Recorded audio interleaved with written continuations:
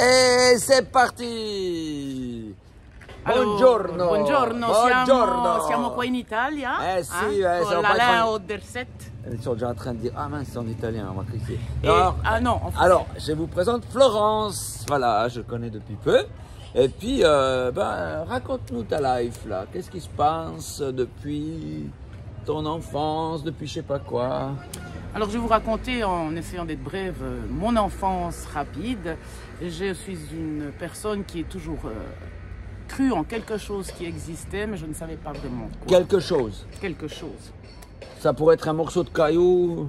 C'était plutôt une force, une énergie. J'aime pas dire ces mots, mais oui. C'était ça. Oui, c'était ça. Une force, une énergie, ou quelqu'un qui avait le contrôle, en tout cas, sur l'univers, une intelligence. Une intelligence. Et, petite, j'ai suivi des cours de catéchisme. Ah ouais, ouais. J'étais dans un canton protestant, donc... Canton, ça veut dire qu'elle est suisse. Canton, ouais, je suis suisse. Canton. C'est le canton. Donc, on était protestants catholiques tous mélangés ensemble. On a reçu une Bible, je devais avoir l'âge de 10 ans, donc on a étudié des versets. On a étudié des versets de la Bible. Mais à 10 ans, on comprend ce qu'on peut comprendre. Et par la suite, j'ai encore continué mon catéchisme avec des personnes mélangées. Mais voilà, plutôt avec une envie, je dirais, de retrouver du monde et de partager des pensées. Par la suite, j'ai complètement laissé tomber. J'ai pas trouvé d'église qui me correspondait. Ouais, c'était un petit délire d'enfant, ça. Voilà, on devait apprendre, donc on apprend. Voilà. Mais le Seigneur, il était quand même un peu toujours dans mon cœur. Donc le Seigneur, c'est quoi? C'est cette intelligence-là? C'était ce quelque chose. Ouais. C'est quelque chose qui nous dépasse. Tu l'as un peu trop approché, là. D'un coup, il t'a dans le collimateur. Donc je priais quand même, parce que comme on avait appris Notre Père, je me disais, cette prière-là, elle doit quand même elle doit nous servir, qui est aux cieux, que ton nom soit sanctifié, que ton règne vienne. Donc, dans les moments difficiles, on se raccroche à ça, donc on prie. Je priais. C'est quoi un moment difficile, par exemple? C'est par exemple quand je me casse une jambe, quand je me fais opérer des yeux, quand tu fais rien quand moitié, je me casse le tibia parce que je me prends pour Tarzan, des trucs comme ça. Donc on prie, ou quand on a très mal au cœur, qu'on est adolescente, et puis qu'on cherche l'amour. L'amour. Ah ouais. Et voilà, j'ai continué. Enfin, un peu chaque fois qu'il y a un problème, quoi. Chaque fois qu'on veut une solution, en fait. Mais on la trouve pas forcément, évidemment. Donc là, tu dis, s'il te plaît. Tu négocies. J'ai même un truc très drôle quand j'étais petite fille. Ça qui rigolait. Oui, il faut rire dans la vie. Ouais. Quand j'étais petite fille, j'avais un chat. Ouais. J'ai déménagé. Mais là, je devais avoir 8 ans. Et ce qui était très drôle, c'est que je priais le Seigneur pour que le chat retrouve la maison au cas où il ressusciterait comme Jésus. Maintenant, j'en ris, mais sur le moment, j'y croyais ferme comme dur. J'y croyais dur comme fer, plutôt. Ferme comme dur? Dur comme fer. Dur comme fer. Oui, j'en étais sûre. Je disais, mais Seigneur, si tout d'un coup mon chat serait ressuscité, il faudrait qu'il retrouve ma maison puisque j'ai déménagé. Tu vois. Bref, le chat n'est jamais revenu. Ouais. Bon, c'est un super témoignage. Donc les chats ne ressuscitent pas. On sait pas. On sait pas. Enfin. Ça, tu verras. Ouais. Buongiorno. Buongiorno. On est en Italie, il y a des gens qui passent. Buongiorno. Buongiorno. Ils nous répondent même. C'est vrai, c'est bizarre. Ils sont éduqués ici. Ici. Bon, alors, on en revient, donc plus rien. J'ai des enfants, il m'arrive beaucoup de choses que je vais passer. Mais la vie est belle quand même, c'est pas la misère quand même. La vie est belle, mais j'ai eu des gros soucis de santé. Naissance de ma première fille, compliquée. Je veux plus d'enfants. Enfin bref, on va aller en avant parce que sinon il faudrait faire une bande dessinée de ma vie. Tu verrais, il y aurait plein de rebondissements. Non, ça prend long une bande dessinée. C'est vrai. Donc on en arrive à un moment donné où je crois plus trop, je prie plus du tout pendant des années. Ah ouais. Et là, après de multiples alertes de mon corps, je finis en gros arrêt de travail. Ah ouais. Que je croyais être de 2 semaines, qui a fini en 2 ans. Ah ouais, quand même. Et là, on sonne à ma porte. Quelqu'un sonne à ta porte? Quelqu'un sonne à ma porte. Bon, ça peut arriver. Ça peut arriver. Ouais. On me parle du Seigneur, des choses comme ça. C'est témoin de Jéhovah ou quoi? Du tout.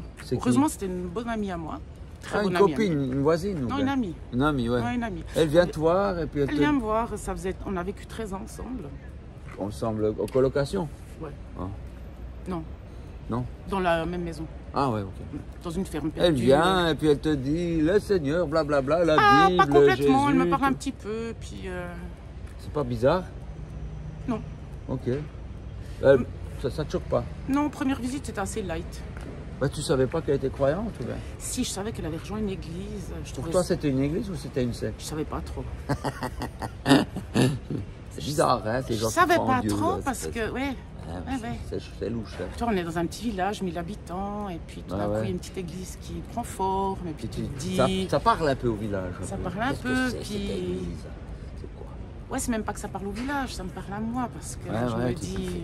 Est-ce qu'on peut fonder une église, vraiment? On a le droit. Ouais, parce qu'on ne doit pas utiliser les églises qui sont déjà... Bah ouais, c'est vrai, il y en a déjà assez. Puis bon, par la suite, je reçois une fois quelque chose dans la boîte aux lettres.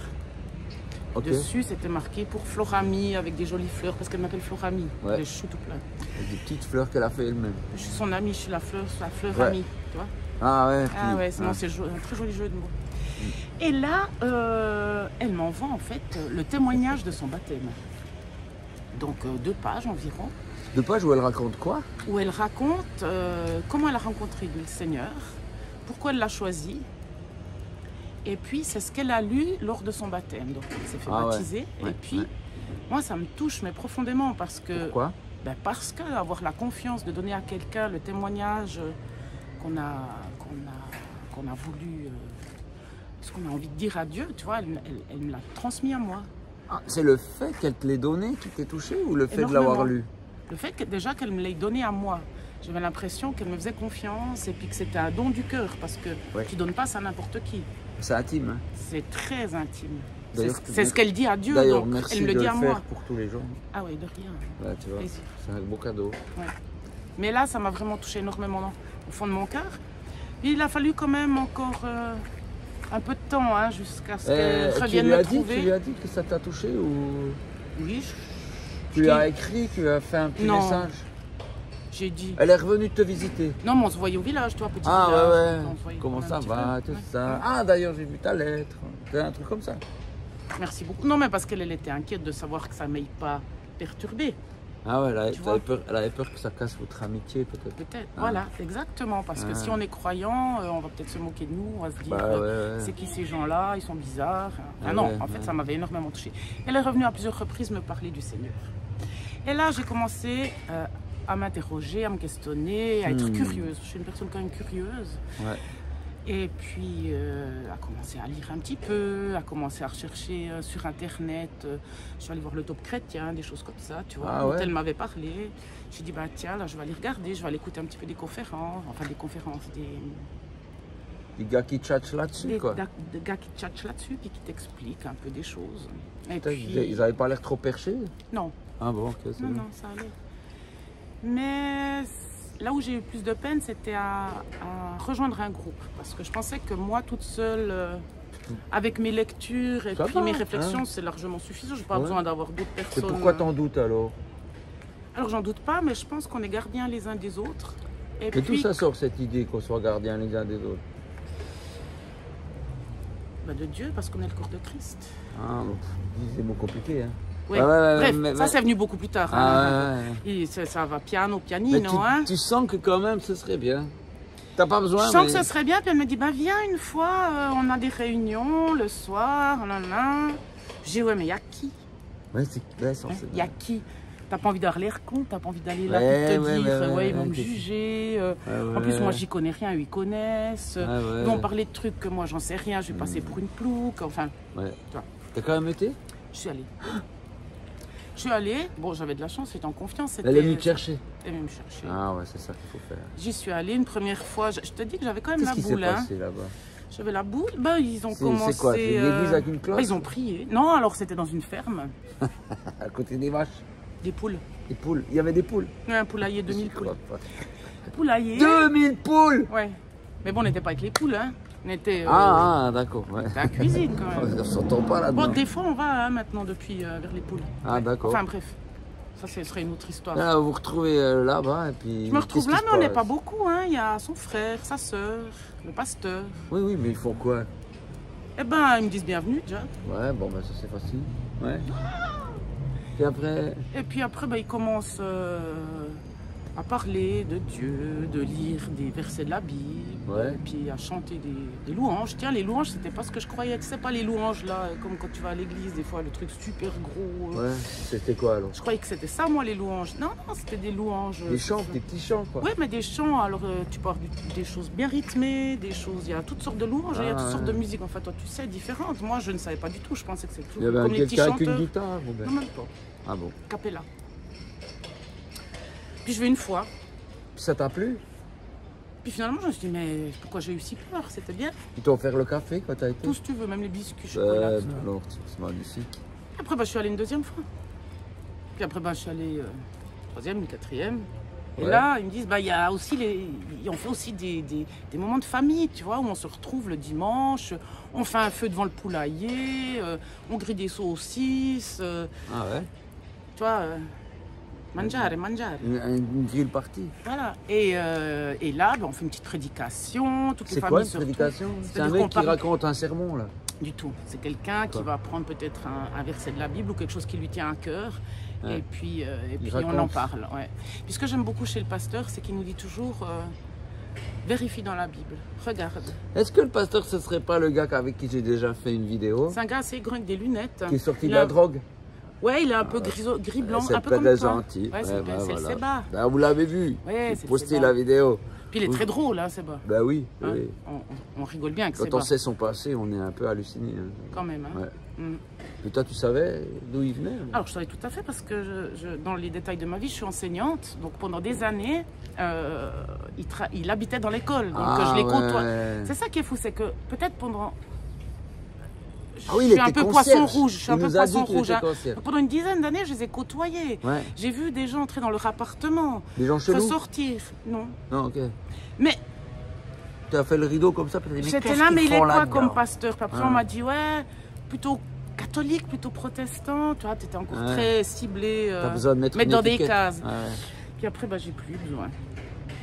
Alors voilà, puis du coup, on est allé voir une fois une de ces églises de maison. Quoi, une église dans une maison? Ouais, non, dans le poulailler. Je t'ai déjà dit, tu m'écoutes pas. Mais dis donc, vous vous retrouvez à côté du poulailler. Oui. T'as vu que j'écoute? Oui, à côté. Parce que on n'a pas de bâtiment. Enfin, l'église n'a pas de bâtiment. L'église elle peut se faire partout. C'est égal. Écoute. Ils viennent chez moi, ils viennent chez eux. Voilà, on fait ici. Tant qu'on n'est pas 100 000, on peut faire ça. Puis même, pourquoi pas 100 000? 100 000 chez toi? Non, pas chez moi, mais devant le poulailler. Ah ça, je ne sais pas, je ne connais pas ce poulailler. Tu viendrais une fois. peut-être. Or donc, on va en famille parce que c'est familial, hein. Il y a tous les enfants, il y a tout le monde. On va aller un peu plus vite parce qu'ils vont se... Ouais, il y en a déjà des qui... Ça va, vous êtes partis? Donc, voilà, et là, j'emmène mon mari et mes enfants. Oula! Qu'est-ce qu'ils vont penser de tout ça? Ils n'ont pas un peu peur? T'as dit bien, tu verras, ils sont sympas. Alors ils les connaissent, c'est ça, c'est qu'on se connaît. Ouais, ils se connaissent. Ouais. Donc mon mari et mes enfants, comme ils les connaissent, ça va. Ouais, ça aide. Après, quand on chante et qu'il y a des mains qui se lèvent, ils trouvent des fois ça un peu bizarre. Qu'est-ce qu'ils font? Ouais, c'est ça. Il y a un hold-up ou quoi? Si. Et de fil en aiguille, ce qui est joli dans l'histoire, c'est que moi je me suis approchée du Seigneur, je me suis approchée de Dieu. J'ai appris, j'ai lu, et je continue, je sais de loin pas tout, mais maintenant le Seigneur il est dans ma vie.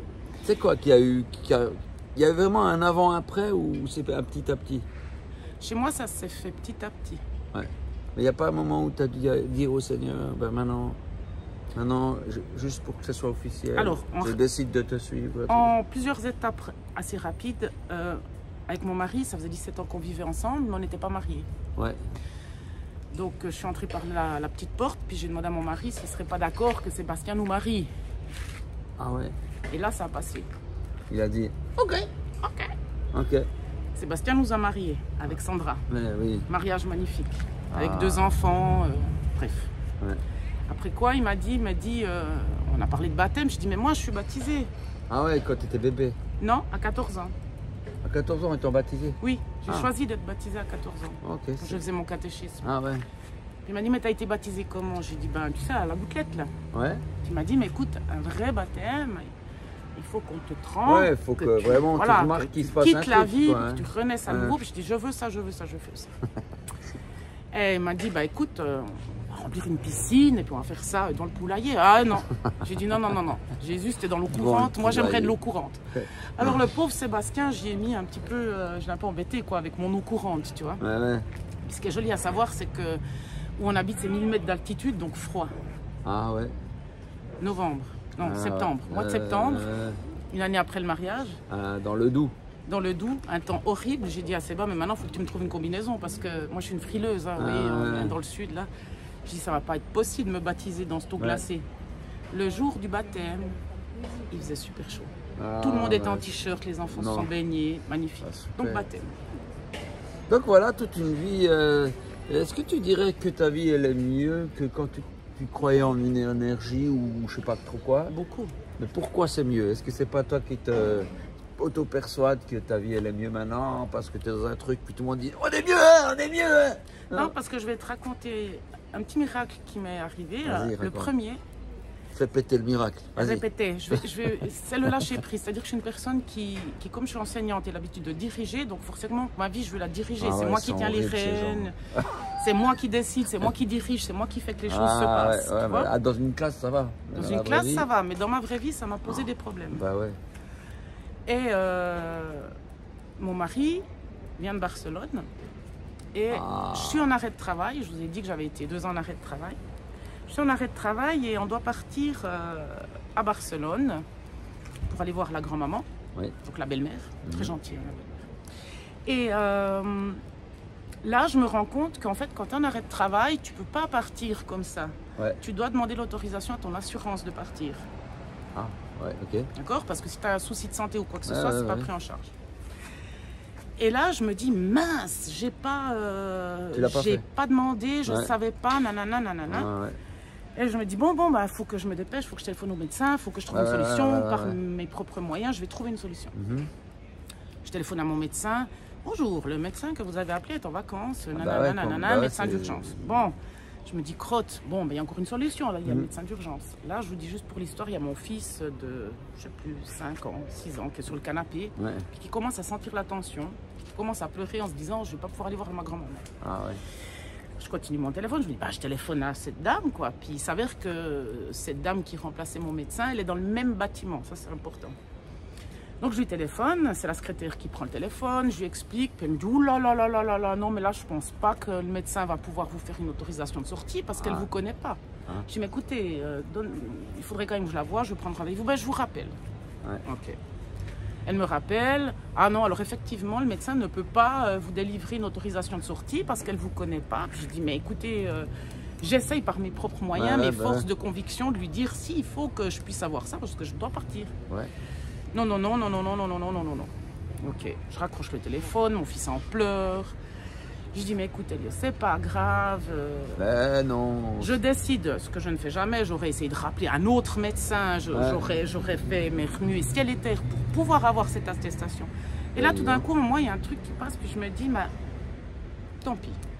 J'y vais pas, je laisse. Et puis, bah, ils iront, mais moi, je reste là, c'est pas grave. Si ça se fait pas, c'est que peut-être que le Seigneur a décidé qu'il fallait pas que j'y aille. Je ne sais pas, c'est comme ça. Donc, première fois de ma vie où je décide de ne pas intervenir sur ce qui se passe.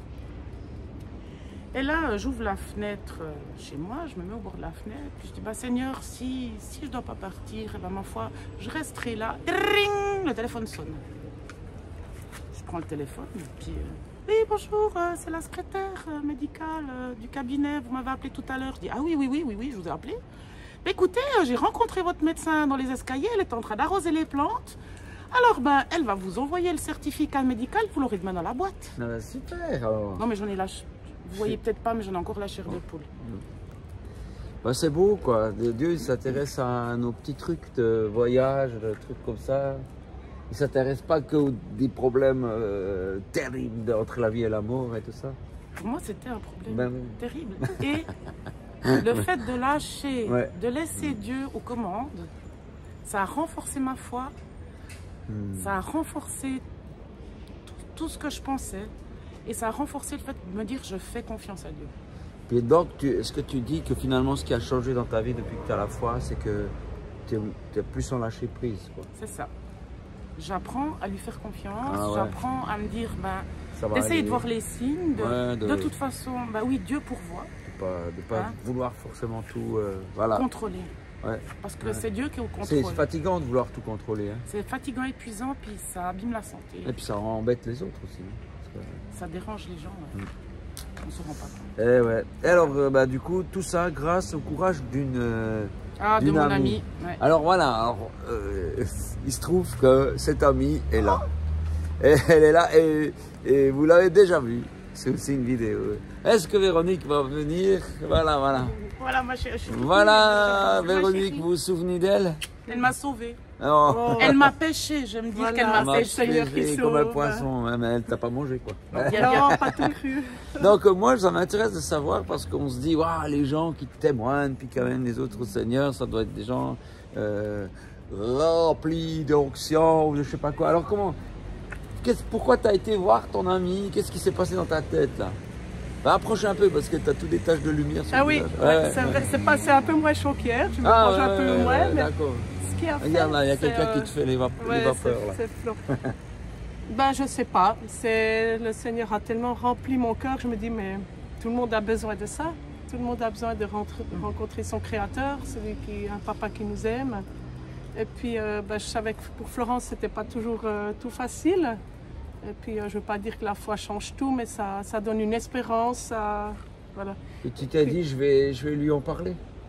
Oui, mais ça n'a pas été facile, parce que moi, je suis de nature réservée, timide. J'ai toujours l'impression d'être au chemin, d'en dire trop. Je suis un petit peu... Alors, j'y suis allée gentiment. Tu as sonné à sa porte, puis tu t'hésitais à sonner? Moi, j'hésitais déjà à aller avant de sonner. Tu t'es pas dit, mais qu'est-ce que je fous là? Oui, souvent je me dis, mais qu'est-ce que tu fous là, toi? Qu'est-ce que tu fais? Puis non, cette envie de partager ma foi, parce que ça a tellement changé pour moi que j'ai envie que les autres puissent rencontrer cet amour parfait qu'a Dieu pour nous, quoi. Et donc elle a ouvert la porte, puis elle avait genre l'air de dire qu'est-ce que tu fais là? Et toi, tu étais gênée ou comment? Non, je n'étais pas gênée, mais je m'exprimais pas facilement parce que j'avais peur de déranger. C'est dans ma nature, j'ai toujours l'impression d'être au chemin. Puis toi, mais qu'est-ce qu'elle veut? Non, du tout. Alors je dis, mais non, mais Véro, mais tu me déranges pas. Voilà. Vas-y. Parce que Véro, elle s'excuse beaucoup. Je disais, mais t'excuses pas. Je prends ce que je veux prendre, je le prendrai. Ce que je veux pas, je le prendrai pas. Tu t'as donné ton témoognage, tu t'as dit quoi? Oui, j'ai déjà donné, comme elle a dit, j'ai déjà mis dans la boîte aux lettres. Comme ça, furtivement, tu sais. T'es parti en courant. Non. Et puis après, tu racontes ta life, puis tu écris sur un papier, tu mets dans une boîte aux lettres. Voilà, et puis après, non, mais on se voyait régulièrement, et on se connaissait bien, comme elle a dit, on a habité longtemps ensemble, dans la même maison. Et puis, mais cette envie de partager celui qui a changé ma vie, quoi. Pour moi, c'est devenu un feu en moi, une espérance. On a envie après, quand on est touché vraiment par l'amour de Dieu, on a envie de dire qu'il nous aime, quoi. C'est ça. Et puis du coup, donc tu n'as pas regretté d'avoir fait ça? Jamais. Tu as prié pour elle? Oui. Ouais, tu disais, Seigneur, fait que... Seigneur, touche ton corps, qu'elle puisse te voir, t'es tellement bon. Ouais. C'est toi qui l'as amené dans un poulailler, si j'ai bien compris. Ouais, elle s'est fait emmener, je sais pas qui c'est qui l'a amené exactement, mais... Là aussi, tu étais gêné de l'amener dans un truc où il y a d'autres croyants, tu t'es dit, mais ah là là, est-ce qu'elle va être bien? Ouais, moi oui, j'avais de l'appréhension, je me suis dit, mais comment elle va, voilà... Quand nous, on est déjà dans notre truc, on est bien ensemble, on est avec le Seigneur. Puis quand on amène quelqu'un, je me suis dit, ouais, j'espère qu'elle ne va pas être trop confrontée. Puis tout, sinon, ça c'est bien. Moi, quand j'amène quelqu'un dans une église ou dans une rencontre, attention, le train! Ouais. Il fait du bruit, hein.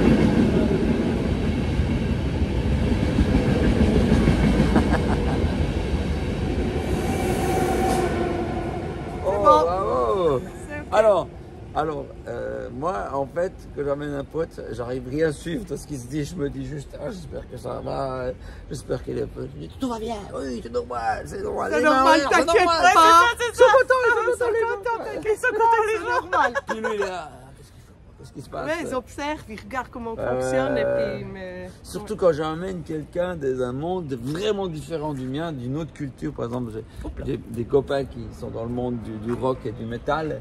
Puis que je les amène à un endroit où ça fait non, non, non, non, non, le Seigneur. Moi, j'ai fait, ouais, tu vois. Mais... Il y a un peu de tout. Il y a un peu de tout dans le monde. Ouais, voilà, quoi. Ouais. Ben oui, c'est normal. Ouais, mais les gens, en fait, sont touchés par l'amitié qu'il y a. Ouais, l'amour. C'est pas tellement tout.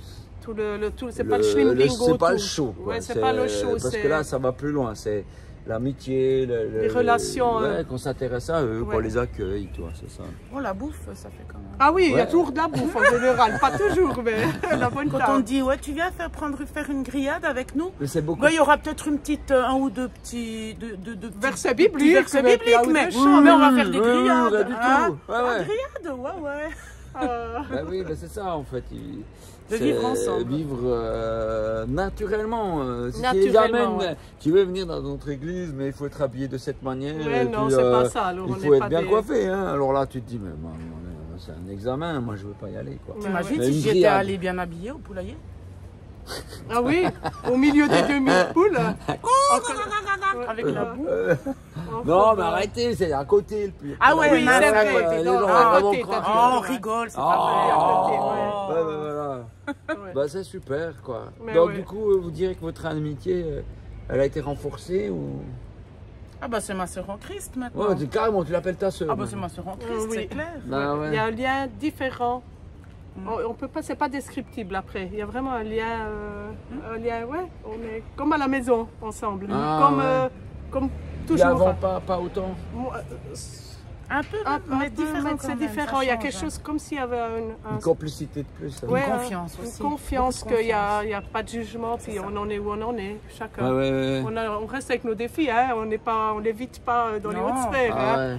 Mais tu sais que tu peux dire ce que dans toute l'église d'ailleurs où on est, avec toute personne, bon, surtout avec Véro parce que voilà, mais tu sais que tu peux dire les choses, que tu ne seras pas jugé, puis que tu seras aidé.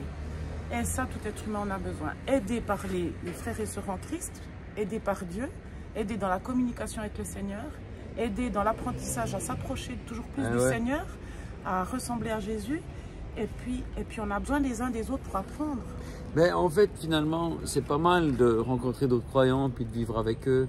Et ça doit exister un peu partout. Je sais pas, vous êtes derrière votre écran et vous êtes peut-être au Canada, peut-être en Belgique, je sais pas où. Peut-être, on sait pas où. On va arriver là. Peut-être en Amérique du Sud, je sais rien. Mais il y a toujours d'autres croyants et en fait, il n'y a pas tellement... C'est pas nécessaire que ce soit cérémonieux et tout ça, c'est simplement se retrouver autour d'une tasse de café et puis peut-être pouvoir partager ce qu'on est en train de vivre et puis qu'on puisse prier les uns pour les autres et puis s'encourager.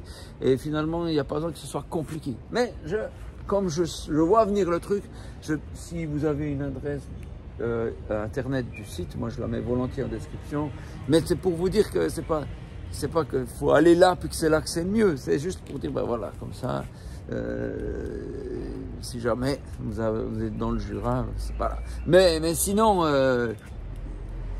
des petites communautés comme ça qui se forment naturellement sans qu'il y ait besoin de tout un truc compliqué qui vient du passé ou je sais pas quoi. On peut simplement être simplement des gens qui s'apprécient et puis qui aiment parler de leur foi sans mettre des emphases, simplement quoi. Simplement, c'est pas mal. Simplement. Ouais. Simpli. Est-ce qu'il y a quelque chose que vous aimeriez rajouter, mesdames? Ben, bienvenue en Christ. Ça c'est prophétique, on va dire. Ok. La vie est tellement plus belle quand on a un papa qui s'occupe de nous, qui prend soin de nous et à qui on peut tout dire. Entouré de frères et sœurs bienveillants et aimants. Voilà. Finalement, c'est comme si avec ton histoire, tu as été adopté par Dieu, puis tu es devenue sa fille, et puis comme il avait déjà une autre fille, c'est devenu ta sœur. Bah ouais, voilà. C'est ma sœur. C'est ma frange gomme. C'est ma frange gomme. Voilà, merci beaucoup. Merci à toi. Vous êtes sûr qu'il n'y a pas encore un truc à dire là? Je sais pas, si tu veux. Non, j'en sais rien. Merci. Merci à qui? À toi. À moi? Mais moi, j'ai rien fait. Merci à vous. Et puis,